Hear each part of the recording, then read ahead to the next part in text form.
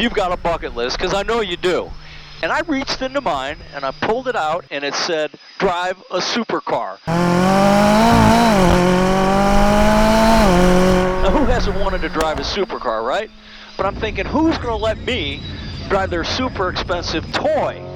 And I thought, wait a minute, I've got a helicopter to trade.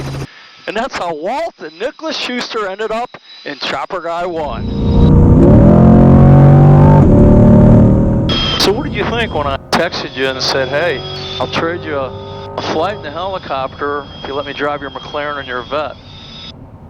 Is this guy for real? That's what a lot of people say about me somehow.